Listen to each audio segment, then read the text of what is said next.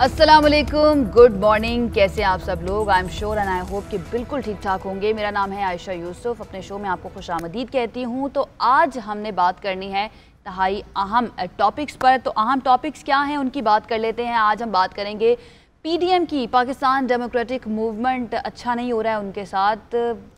क्या कहा जा सकता है, ये पहले से ही एंटिसिपेटेड था कि ऐसा ही कुछ होगा। तो हमने इसकी बात करनी है कि पीपल्स पार्टी जो बाकी पीडीएम की जमातें हैं उनके दरमियान क्या तनाज़ात चल रहे हैं, क्या कोशिश की जा रही हैं। जबकि पीपल्स पार्टी का अहम इजलास इतवार को होने जा रहा है, उसमें ये कहा जा रहा है कि फ़ैसला होगा कि पीडीएम के साथ चलना है या फिर नहीं चलना, क्योंकि बिलावल भुट्टो तो कह चुके हैं कि हम अकेले भी ऑपोजिशन करने के लिए तैयार हैं। इस पर डिटेल से बात करनी है। इसके साथ साथ अगला हमारा टॉपिक होगा कोयटा से कराटे चैम्पियन एक खातून है, उनसे आपकी मुलाकात करवाएंगे। और तर्स फाउंडेशन, इनकी क्या ख़ास बात है, किस तरह से ये आम लोगों के लिए, गुरबा के लिए जिनके पास खाने के लिए 2 वक्त की रोटी मौजूद नहीं है, किस तरह से उनकी मदद कर रहे हैं, उनसे भी आपकी मुलाकात करवाएंगे। आगाज़ कर लेते हैं जी अपने पहले टॉपिक से, पीडीएम का। अपोजिशन इत्तेहाद पीडीएम में दूरियां जो हैं वो हर गुजरते दिन के साथ बढ़ती जा रही हैं। इस्तीफ़े नहीं दिए, उसके बाद सेनेट में कायदे इस पर इख्तलाफ के लिए बलूचिस्तान अवामी पार्टी से वोट लेने पर पीडीएम जमातें पीपल्स पार्टी से नाराज़ हैं, जबकि पीपल्स पार्टी का मौक़िफ़ है कि ओहदा उनका हक था। कोई भी पीपल्स पार्टी को डिक्टेट नहीं कर सकता, ये उनकी जानिब से कहा गया। पीडीएम ने पीपल्स पार्टी और एएनपी को शोकॉज नोटिस जारी किया और शोकॉज मिलने पर पीपल्स पार्टी बहुत ज़्यादा नाराज़ है और नाराज़ एमपी ने फौरी फैसला लेते हुए पीडीएम को खुदा हाफिज भी कह दिया है।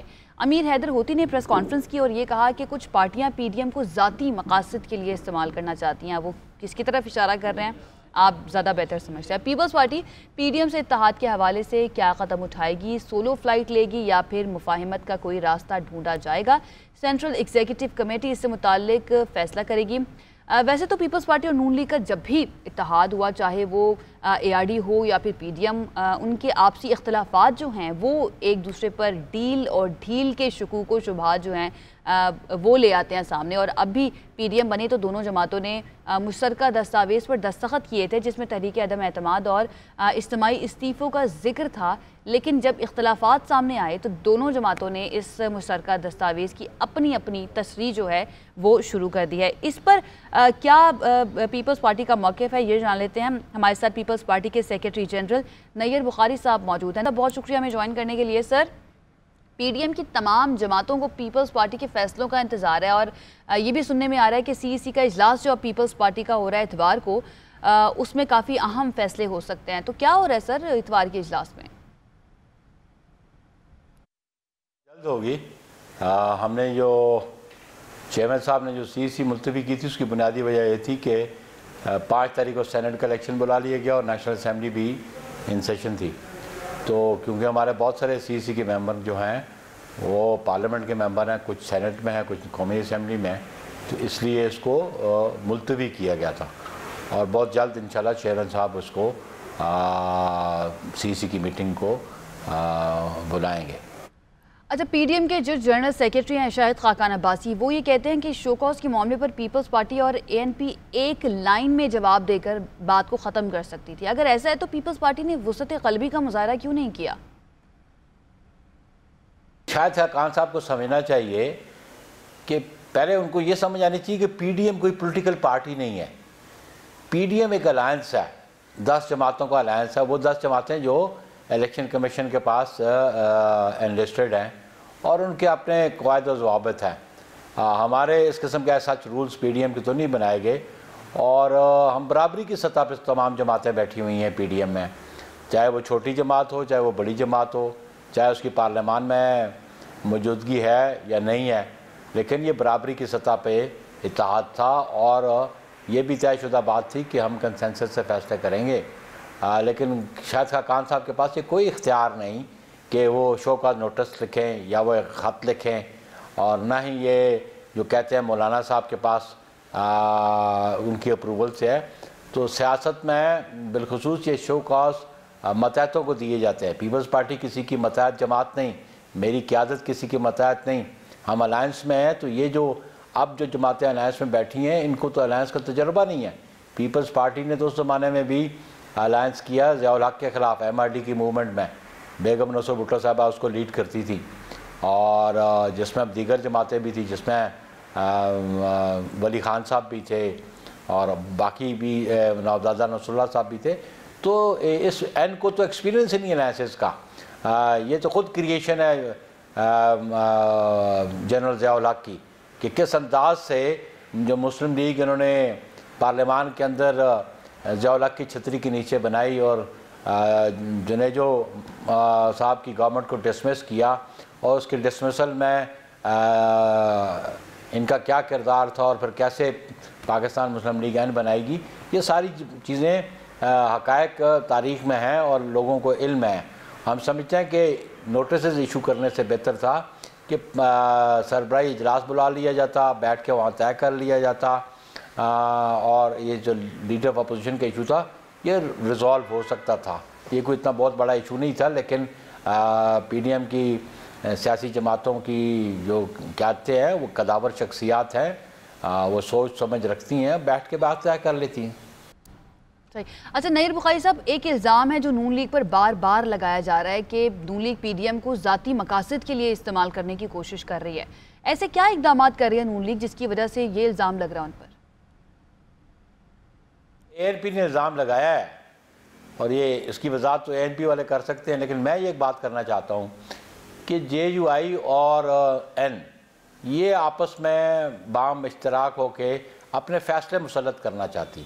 हमारा मौक़िफ़ डे 1 से ये था, जब मल्टी पार्टी कॉन्फ्रेंस थी उसमें भी, जब रहबर कमेटी बनी उसमें भी, मैं पीपल्स पार्टी के में, कि फ़ैसले मुसल्लत ना किए जाए, फ़ैसले इनफरादी तौर पर ना किए जाए, मुशावरत से फ़ैसले किए जाएँ और जो मुशावरत से फ़ैसला होगा पाकिस्तान पीपल्स पार्टी उसकी पाबंद है और दीगर जमातें भी पाबंद हैं। आप ये देखें कि 16 मार्च की जो सरबराही इजलास था PDM का, उससे कबल ही मरियम नवाज साहिबा ने और मौलाना फजल रहमान साहब ने अनाउंस कर दिया कि जी हम लॉन्ग मार्च करेंगे, इस्लामाबाद जाएंगे 26 को और अपने रेजिग्नेशन वहाँ देंगे। रेजिग्नेशन का तो इशू ही नहीं था जब हमने 26 मार्च की डेट दी थी, जब PDM की क़यादत ने फैसला किया 26 मार्च की डेट का, ये तो बाद में उन्होंने एनेक्स किया, अपने तौर पर एनेक्स किया। और उस मीटिंग में हमने कहा कि जनाब ये फ़ैसला आपने जो किया है ये आपने PDM के इजलास में फ़ैसला नहीं है, अगर हम इस्तीफ़ों की बात करते हैं तो हमें फिर अपनी CEC की बात जाना पड़ेगा। हमारी ये बात उन्होंने मानी, PDM की क़यादत ने और बाकी मेंबरों ने जो PDM की मेंबर जमाते, तो हमने कहा कि हम CEC बुलाएंगे, लेकिन इस दौरान फिर आके वो शो का नोटिस।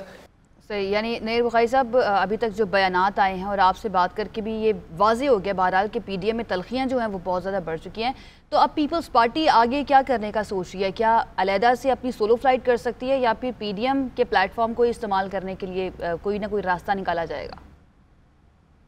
और पॉलिटिशियंस होते हैं वो गुफ्तो शनीद पे बिलीव करते हैं और हमारी क़यादत जनाब आसिफ अली ज़रदारी साहब भी और बिलावल साहब भी वो गुफ्तो शनीद पे बिलीव करते हैं। डायलॉग कभी भी ख़त्म नहीं होते और डायलॉग हमेशा होने चाहिए और पोलिटिकल डायलॉग रहता भी है, लेकिन पीपल्स पार्टी में ये इस्तिताअत ज़रूर है और कि वो हम इस गवर्नमेंट को अपोज़ करें और हम अपोज़ करेंगे भी। उसके लिए तमाम ज़राए जो कॉन्स्टिट्यूशनल हमारे पास हासिल हैं, एजिटेशनल पॉलिटिक्स हो या पार्लियामान के अंदर हो, वो तमाम ज़राए हम इस्तेमाल करेंगे। अच्छा सर, यूसुफ रज़ा गिलानी साहब जो हैं वो सेनेट में अपोजिशन लीडर बन गए हैं, उनकी तकर्री हो गई, लेकिन नून लीग को ये हज़म नहीं हो रहा है। सेनेट में अपोजिशन भी हम देख रहे हैं तकसीम हो चुकी है। अगर ज़रूरत पड़ती है तो क्या इस इत्तेहाद को PDM को बचाने के लिए गिलानी साहब की जो कुर्सी है उसको कुर्बान किया जा सकता है पीपल्स पार्टी की जानिब से?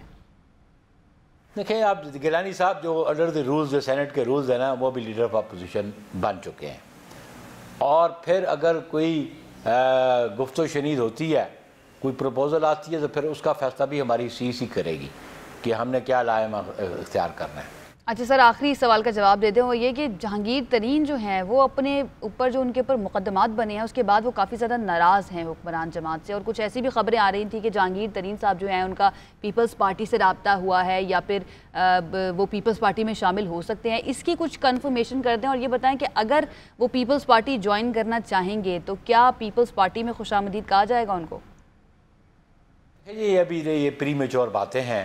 सियासत में सियासतदान अपने राब्ते रखते हैं और राब्ते रहते भी हैं और जहांगीर तरीन साहब की कोई नाराज़गी अपनी जमात के साथ वो बेहतर समझते हैं, लेकिन पाकिस्तान पीपल्स पार्टी एक बड़ी सियासी जमात है जिसकी 52 साल की 53 साल की हिस्ट्री है। बड़े नशे व फराज से पीपल्स पार्टी गुजरी और पीपल्स पार्टी में लोग शमूलियत के लिए अगर कोई रुजू करता है तो उसको बिल्कुल एग्जामिन किया जाएगा। फैसला क़यादत ने करना होता है। ठीक है, बहुत शुक्रिया। नैयर बुखारी साहब हमारे साथ मौजूद थे। पीपल्स पार्टी का इस सारी सूरत हाल पे जो मौक़िफ़ है वो उन्होंने सामने रखा है, जबकि उनका ये भी कहना है कि ये जो जहांगीर तरीन की पीपल्स पार्टी ज्वाइन करने की बातें ये बहुत ही प्री मेच्योर है, लेकिन सियासत है और सियासत में कुछ भी हो सकता है। हम ये भी देख सकते हैं कि हो सकता है कि कल को जहांगीर तरीन साहब जो हैं उनके क़ुरबतें जो हैं वो पीपल्स पार्टी से बहुत बढ़ जाएं। लेट्स सी आगे जाकर क्या होता है। आगे बढ़ने से पहले मैं एक जिक्र कर देती हूँ, कल बड़ी ही एक अच्छी खबर आई हुई ये कि पाकिस्तान ने मैच जीत लिया। मैच के साथ साथ सीरीज़ जो थी साउथ अफ्रीका से वो भी जीत ली। बड़ी ही ज़बरदस्त परफॉर्मेंस जो है वो दिखाई गई पाकिस्तानी खिलाड़ियों की जानिब से। फ़खर जमान ने एक मरतबा फिर से सेंचुरी स्कोर की। इसके साथ साथ बाबर आजम उनकी जानिब से भी बड़े ज़बरदस्त स्कोर जो है वो देखने में आया। शाहीन शाह अफरीदी, मोहम्मद नवाज़ 3-3 विकेट ली। तो बहुत बहुत मुबारकबाद पाकिस्तान टीम को। आई होप आगे जाके इसी तरह से ये सिलसिला जो है वो जारी रहे। अब बात कर लेते हैं जी बलूचिस्तान का। तो जब भी बलूचिस्तान का जिक्र आता है तो उसके साथ जुड़ा पहला ख्याल जो है वो आता है कि वहाँ पर शायद पसमानदगी बहुत ज़्यादा है। खुसूसन यहाँ की ख़वातीन की बात की जाए तो उनके लिए आगे बढ़ने के मौके जो होते हैं वो इंतहाई कम होते हैं। स्पोर्ट्स का मैदान हो तो वहाँ पर ख़वातीन की नुमाइंदगी हम कह सकते हैं कि ना होने के बराबर है। इस सब के बावजूद बलूचिस्तान की कई बेटियाँ अपने ज़ोर पर दुनिया में नाम रोशन कर रही हैं, ना सिर्फ अपना बल्कि पाकिस्तान का भी।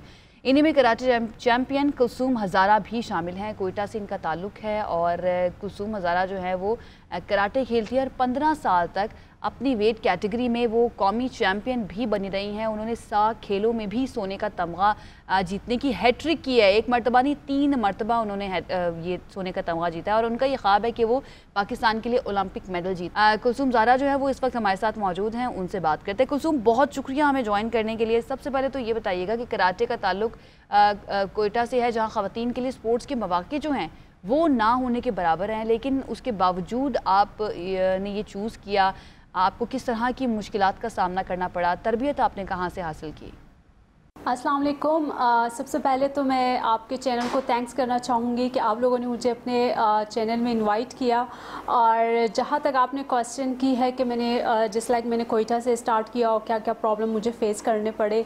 सो जब मैंने कोयटा से कराटे स्टार्ट किया और मैं जब क्लब जाती थी, मैं अकेली लड़की होती थी और वहाँ ट्रेनिंग करती थी और सारे वहाँ पर लड़के होते थे एंड वो समटाइम वो मुझे तंग भी करते थे कि लाइक लड़की होके कराटे खेलने आई है। और वो मैं मोस्टली सोचती थी कि लाइक मैं क्लब हूँ, लेकिन जो मेरे टीचर थे, मेरे उस्ताद, वो हमेशा मुझे मोटिवेट करते थे कि लाइक यही लोग जो आपको मजाक उड़ाते कल वो आप पे प्राउड फील करेंगे। अच्छा, मैं यहाँ ये बताना चाहती हूँ कि जब मैं बहुत छोटी थी मेरे पेरेंट्स की डेथ हो गई और जो मेरे बहनोई थे, मेरे वो बात मतलब लाइक कराटे मास्टर भी थे, वो ही हमारे घर के सरपरस्त थे। फिर इस तरह उन्होंने किसी लड़की को देखा अपना सेल्फ़ डिफेंस करते हुए, तो इसी तरह फिर वो काफ़ी उससे इम्प्रेस हो गए थे। जब वो घर आए उन्होंने मुझे कहा कि आप भी कराटे सीखो, इस फील्ड में आओ। सो देन वही शौक़ लेके मैं कराटे में आई एंड फिर भी मुझे पर्सनली कोई इतना मतलब शौक़ नहीं था, मेरा पैशन नहीं था। ये मेरा पर्सनली विश था कि मैं डॉक्टर बनूं, लेकिन ये कि मेरे उस्ताद की विश थी कि मैं इंटरनेशनल लेवल पे जाके मेडल्स विन करूँ, पाकिस्तान का नाम रोशन करूँ। बहुत ही बाहिम्मत है आपका कुलसूम और माशाल्लाह से इतनी कामयाबियाँ भी आपके नाम के साथ जुड़ चुकी हैं। ज़रा ये बताएं कि इर्द गिर्द के लोग जो होते हैं, रिश्तेदार जो होते हैं, वो अब ख़वातीन के स्पोर्ट्स में जाने को कैसे देखते हैं? क्या सोच में कुछ तब्दीली आई है? जब मैंने कराटे स्टार्ट किया और जो मेरे रिलेटिव्स थे वो बहुत लाइक इस चीज़ को इतना अच्छा नहीं समझते थे कि लड़की कराटे जैसे गेम खेले। और वो सम टाइम मेरी सिस्टर को आके कहते भी थे कि लाइक कुलसूम को आप कैंप क्यों भेजते हो, ट्रेनिंग कैंप, जैसे लाइक हम लोग ट्रेनिंग कैंप्स वगैरह में जाते हैं ट्रेनिंग करने। सो फिर वो सम टाइम मैं डीमोटिवेट हो जाती थी, लेकिन जो मेरी सिस्टर्स थी वो दोनों मुझे बहुत मोटिवेट करते थे। वो मुझे कहते थे कि लोगों की बातों पर ध्यान मत दो, जो तुम्हारा गोल है उसकी तरफ ध्यान दो और उसको अचीव करने की कोशिश करो। और अब खुशी होती है कि लाइक जब मैं जीत के आती हूँ, अल्हम्दुलिल्लाह इतने सारे अचीवमेंट है मेरे। सो जब मैं जीत के आती हूँ और जब वो एयरपोर्ट पे मुझे लेने आते हैं, मुझे फूल जैसे लाइक पहनाते हैं, सो मुझे बहुत खुशी होती है कि लाइक वो अब उनकी सोच चेंज हो चुकी है, अब वो इस चीज़ को अप्रिशिएट करते हैं। और पहले हमारे जैसे लाइक कम्युनिटी, हज़ारा कम्युनिटी से गर्ल्स इस फील्ड में नहीं आ रहे थे, लेकिन अब जब मैं देख रही हूँ कि उन जो हमारी कम्युनिटी की सोच चेंज हो चुकी है, अब वो अपने बच्चों को परमिशन दे रहे हैं, अब वो इस फील्ड में बहुत आ रहे हैं। सो ये देख के खुशी हो रही है कि मैंने अपने कम्युनिटी के सोच को चेंज किया। यानी कि आपने सिर्फ मेडल्स नहीं जीते हैं बल्कि लोगों के दिल भी जीत लिए हैं, जो कि बड़ी ज़बरदस्त बात है। अच्छा, आपकी ख्वाहिश है कि आप ओलंपिक्स मेडल जो हैं वो जीतना चाहती हैं। इस चैलेंज को पूरा करने के लिए आप क्या समझती हैं सबसे बड़ी रुकावट क्या है? डेफिनेटली ओलंपिक्स में मेडल विनना हर एक की विश होती है। सो अनफॉर्चुनेटली पाक में अगर हम बाकी गेम्स को ज़्यादा इतनी लाइक स्पॉन्सर नहीं मिलते, अप्रिसिएशन नहीं मिलते।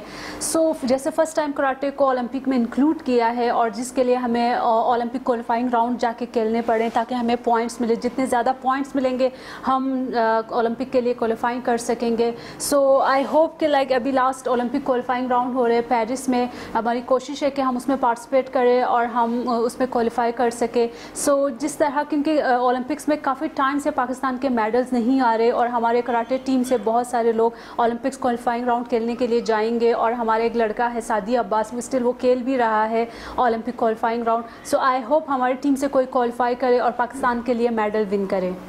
कुलसुम, पाकिस्तान में कराटे का जो खेल है इसका मुस्तकबिल आप कैसा देखती हैं? क्या इस वक्त जो मुल्क में फैसिलिटीज़ मौजूद हैं, ट्रेनिंग सेंटर्स मौजूद हैं, आपको लगता है कि वहाँ से वर्ल्ड क्लास प्लेयर्स सामने आ सकते हैं? पाकिस्तान में जिस लाइक अगर मैं कराटे की फ़्यूचर के बारे में बात करूँ, पाकिस्तान में बहुत सारे, अगर मैं सिर्फ मार्शल आर्ट्स और की बात करूँ, मार्शल आर्ट्स में बहुत टैलेंट है। कराटे में हमारे पास बहुत सारे मेडलिस्ट है, इस्लामिक गेम्स मेडलिस्ट है, एशियन मेडलिस्ट है, साउथ एशियन गेम्स मेडलिस्ट है। अभी रिसेंटली हमारे जो साउथ एशियन गेम्स हुई थी नेपाल में, उसमें सबसे ज़्यादा जो पाकिस्तान का जो दस्ता जिन्होंने पार्टिसिपेट किया था वहाँ पर सबसे ज़्यादा जो गोल्ड मेडल आए, सबसे ज़्यादा कराटे टीम के आए। सो कराटे टीम के बहुत शुरू से अभी तक बहुत सारे अचीवमेंट और कंटिन्यूसली हम मेडल्स विन कर रहे हैं। सो आई होप कि लाइक आगे जाके गवर्नमेंट और हमें लाइक फैसिलिटी दे और हमें सपोर्ट करे, जिसकी वजह से लाइक हमें और मेडल्स विन करे और पाकिस्तान का नाम पूरी दुनिया में रोशन करे। सही। अच्छा कुलसुम, आखिर में ये बताइएगा कि ये जो खेल है कराटे का, ये इसको क्या कह सकते हैं? ये महंगा है, सस्ता है? क्या आम जो तलबा हैं वो अपनी जेब खर्च से इस खेल के लिए ज़रूरी सामान ख़रीद सकते हैं? कुछ नहीं है, कराटे इतना महंगा गेम नहीं है और लाइक ये है कि आप जस्ट अब क्लब में जाके एडमिशन लें और उसके जो कुछ इक्विपमेंट है आप उसको ख़रीदें और कराटे किट जो है वो ख़रीद के इजीली आप कराटे स्टार्ट कर सकते हैं। बहुत शुक्रिया कुलसुम हज़ारा हमारे साथ मौजूद थी। कोयटा से इनका ताल्लुक़ है और पाकिस्तान का नाम अभी तक बहुत ज़्यादा प्लेटफॉर्म्स पर ये बुलंद कर चुकी हैं। उसके साथ साथ इनकी जो ख्वाहिश है आगे वो ओलंपिक्स मेडल पाकिस्तान के लिए जीतना है, जो पाकिस्तान के लिए डेफिनेटली मज़ीद फ़ख्र की बात होगी। तो all the very best to you Kulsum. आगे बढ़ते हैं और आगे बढ़ने से पहले ब्रेक ले लेते हैं। ब्रेक से जब वापस आएंगे तो कुछ बात करेंगे तर्स फाउंडेशन की। हमारे साथ रहिए। Welcome back. अपने अगले टॉपिक का आगाज़ मैं करना चाहूँगी मीर दर्द, जो शायर थे, उनके एक शेर से कि दर्द दिल के वास्ते पैदा किया इंसान को, वरना अताअत के लिए कुछ कम न थे करूबियाँ। जी हाँ, मीर दर्द साहब जो हैं वो तो ये कह गए हैं कि अल्लाह ताला ने इंसान को दूसरे इंसानों की मदद करने के लिए, उनका एहसास करने के लिए, उनकी क्या कह सकते हैं कि किसी तरह से आप दूसरों के काम आए उसके लिए पैदा किया है। क्योंकि अल्लाह ताला को आपकी अताअत की, आपकी इबादत की ज़रूरत नहीं है। उसके पास और भी बड़ी मखलूक़ात मौजूद हैं, फ़रिश्ते मौजूद हैं जो ये तमाम चीज़ें जो हैं कर सकते हैं। ऐसे कुछ लोग मौजूद हैं इस दुनिया में जो इस तरह का काम कर रहे हैं और इसी मकसद को आगे लेकर चल रहे हैं, कमज़ोरों की मदद कर रहे हैं, दुखी इंसानियत के लिए दर्द दिल रखते हैं और उसी वजह से हम कह सकते हैं कि ये दुनिया जो है वो रहने के काबिल है। तर्स फाउंडेशन इस हवाले से बहुत ग्रां कदर खिदमात सर अंजाम दे रही है। गरीबों को राशन देना हो, किसी बीमार की मदद करनी हो या फिर किसी ज़रूरतमंद की माली मदद हो, जो तर्स फाउंडेशन है वो हर तरह से ज़रूरतमंदों की मदद कर रही है। तर्स फाउंडेशन के बानी अब्दुल माजिद कुरैशी को 23 मार्च 2021 को सदारती अवार्ड बराए हुस्ने कारकर्दगी से भी नवाजा गया है। वो आज हमारे साथ मौजूद हैं। उन्हीं से माजिद साहब, बहुत शुक्रिया हमें ज्वाइन करने के लिए। बिरयानी के एक डब्बे से ये सिलसिला शुरू हुआ था और अब ये पूरा इदारा बन चुका है जो इंसानियत की खिदमत कर रहा है। सैकड़ों अफराद के लिए खाने का बंदोबस्त करने का ये सिलसिला जो था ये कहाँ से शुरू हुआ? क्या क्या खिदमात आपकी फाउंडेशन सर अंजाम दे रही है? अपने सफ़र से मुताल्लिक कुछ बताइएगा। 2012-13 में सोशल मीडिया का जब इस्तेमाल आया तो मैंने अपनी तनख्वाह से उन्हीं दिनों में सड़कों पर बिरयानी के डब्बे में अपने पार्ट टाइम में तकसीम किया करता था। ख़ुसूसन अपने ऑफिस में लंच ब्रेक के दौरान 1 से 2 बजे के घंटे का वक्त होता था मेरे पास। तनख्वाह मेरी अच्छी थी। मैं सड़कों पर निकल कर अपने ही हाथों से लोगों में सड़कों पर, फुटपाथों पर मौजूद लेबर्स में, माजूर अफराद में, और जो दिहाड़ीदार तबका है, और ख़ुसूसन बिलखसूस फिर वो बूढ़े हजरात, ज़ीफ़ुल उम्र हजरात जो कि रेडी वाले होते हैं, कोई ढाबा वगैरह लगा कर वहाँ बैठे होते थे और अपनी 10-20 रुपये की मजदूरी के लिए बैठे होते थे, उनमें मैं बिरयानी रोज़ाना तकसीम करता था। इससे मुझे एक दिली सेटिस्फेक्शन मिलती थी, एक दिली तसल्ली भी मिलती थी। मेरा और रब का एक कांटेक्ट बन गया था और एक सेटिस्फेक्शन मुझे मिलती थी। तो वो करते करते ऑफिस वालों को पता लगा मेरे कि ये अब्दुल माजिद निकलता है 1 घंटे के लिए सड़कों पर बिरयानी तकसीम करता है। तो ऑफिस वालों ने अपनी कंट्रीब्यूशन डालना शुरू कर दी। तो वो मैंने ज़्यादा लोगों में खाना शुरू कर दिया। पहले अगर 100 लोगों में तकसीम करता था, फिर मैंने 200 लोगों में खाना तकसीम कर दिया। आहिस्ता आहिस्ता गली मोहल्ले के लोगों को पता लगा, फैमिली मेम्बर्स को पता लगा, उन्होंने भी कंट्रीब्यूशन डालनी शुरू कर दी। मैंने और ज़्यादा लोगों में खाना देना शुरू कर दिया। ज़बरदस्त, माशाल्लाह। वो कहते हैं ना कि अकेला ही चला था जानिबे मंजिल, मगर लोग आते गए, कारवां बनता गया। तो आपके साथ भी कुछ ऐसा ही हुआ है। अच्छा, आपका ज़रिया मुआश क्या है? आपने बताया कि आप जॉब करते हैं, दूसरी तरफ दर्स फाउंडेशन के लिए अब वसाइल कहाँ से आते हैं, और अगर कोई इसमें हिस्सा डालना चाहे, कोई डोनेट करना चाहे, वो किस तरह से कर सकते हैं? विद इन पाकिस्तान और अब्रोड से, बाहर ममालिक से लोग अपनी चैरिटीज़ हमें सदक़ात, ज़कात, खैरात की शक्ल में भेजते रहते हैं। और हमारा बाकायदा चूँकि एक रजिस्टर्ड इदारा है, हमारा एक रजिस्टर्ड ऑफिशियल बैंक अकाउंट भी है। तो जो लोग इस कार खैर में हमारे साथ शमूलियत इख्तियार करना चाहते हैं, वो बाकायदा हमें हमारा जो ऑफिशियल बैंक अकाउंट है उसमें अपनी चैरिटी भेजते रहते हैं, जिस पर हमारे ये मुख्तलिफ फलाही काम चल रहे हैं अल्हम्दुलिल्लाह। ज़बरदस्त। और आपकी खिदमत के पेश नज़र आपको सदारती अवार्ड से भी नवाजा गया। जब आपको पहली मरतबा कॉन्टेक्ट किया गया, ये पता चला कि आपको सदारती अवार्ड मिल रहा है, तो क्या रिएक्शन था आपका? मैं हक्का बक्का रह गया, हैरान रह गया, आंखों में आंसू आ गए थे। और मेरे उस वक्त बयान मैं नहीं कर सकता कि मेरी उस वक्त कैफियत क्या थी कि मैं कहाँ ये एक अदना सा बंदा हूँ, और पता नहीं किसकी दुआएं थी कि मेरी आवाज़ या मेरी सदा या मेरे फलाही कामों को सदारती ऐवान तक पहुँचाने में पता नहीं किसने हेल्प की या किसने ये मेरी आवाज़ पहुँचाई। आई डोंट नो कि कौन है वो बंदा, लेकिन उस वक्त मेरे एहसासात में बयान नहीं कर सकता। आंखों में आंसू आ गए थे और रो भी रहा था और खुश भी था। और घर वालों से खुशखबरी शेयर की, वो भी यकीन नहीं कर रहे थे कि ये कैसे मुमकिन हो गया, ये किसने किया। मैंने कहा ये मुझे मालूम नहीं है कि बस, लेकिन ये काम हो गया अल्हम्दुलिल्लाह। वो कहते हैं ना कि जब आप अल्लाह की राह में निकलते हैं तो अल्लाह ताला ही आपको इज़्ज़त से नवाजता है। तो ऐसा ही कुछ लगता है, मुझे भी आपके साथ हुआ है। बहरहाल कोरोना की तीसरी लहर है और इसमें एक मरतबा फिर से लॉकडाउन की सूरत हाल का सामना है। लोगों को जो रोज़गार है उनका वो भी बुरी तरह से मुतासर हो रहा है। आपने क्या तैयारी की है इस बारे में? अब हमारा अल्हम्दुलिल्लाह तजुर्बा पहले भी हो चुका है और लॉकडाउन के दौरान भी हमने अल्हम्दुलिल्लाह बहुत अहसन तरीके से इस चीज़ को कवर किया है, ख़ुसूसन राशन पैकेजेस पहुंचाने की शेप में। अगरचे कि हम कैश की शक्ल में भी लोग फैमिलीज़ की हेल्प करते रहते हैं, लेकिन चूँकि ख़ुराक एक ऐसी बेसिक चीज़ है जो कि हर एक इंसान की ज़रूरत होती है, तो न सिर्फ कोरोना के पहले लेयर में बल्कि दूसरे लेयर में, बल्कि अभी तीसरे लेयर के लिए भी अल्हम्दुलिल्लाह फुली तौर पर हम तैयार हैं। और किसी भी खुदा न ख्वास्ता इमरजेंसी की सूरत में हम राशन पैकेजेस की शक्ल में भी लोगों की, गरीब लोगों की, बेरोज़गार तबके की जो जिनकी दिहाड़ी मजदूरी ख़राब हो जाती है, उनमें राशन पैकेजेस तकसीम करने के लिए फुली तौर पर प्रिपेयर्ड हैं। बल्कि कैश की शक्ल में भी हम जो रजिस्टर्ड फैमिलीज़ हैं उनकी भी हेल्प जारी रखे हुए हैं अल्हम्दुलिल्लाह। और जो साथ साथ फैमिलीज़ हमें लॉकडाउन के दौरान फैमिलीज़ मुख्तलिफ़ जगहों से, मुख्तलिफ़ सोर्सेज से हमें हेल्प के लिए रेफ़र होती रहती हैं, बशमूल सरकारी इदारे, प्राइवेट इदारे, जो लोग हमें जानते हैं, फैमिलीज़ हमें रेफ़र करते हैं, तो उनमें हम कैश की शक्ल में भी हेल्प जारी रखे हुए हैं और आइंदा भी जारी रखेंगे। और ख़ुसूसन ये लॉकडाउन के दौरान भी तीसरे जो लहर है लॉकडाउन में, तो उसमें भी उसके लिए हम फुली तौर पर प्रिपेयर्ड हैं। कुरैशी साहब, अल्लाह ताला आपको मज़ीद इस सारी जो काम आप करते हैं उसका अजर देगा, और आपको जो एक्नॉलेजमेंट मिली है, जो इज़्ज़त मिली है, वो वेल डिज़र्व है। बहुत शुक्रिया हमें ज्वाइन करने के लिए। तो अगर आप भी तर्ज फाउंडेशन को डोनेट करना चाहते हैं तो इनसे कॉन्टैक्ट करके इनको डोनेट कर सकते हैं। ये कल एक मरतबा फिर से हाजिर होंगे कुछ नए अहम टॉपिक्स के साथ। तब तक के लिए अपना ख्याल रखिए। अल्लाह हाफ़िज़।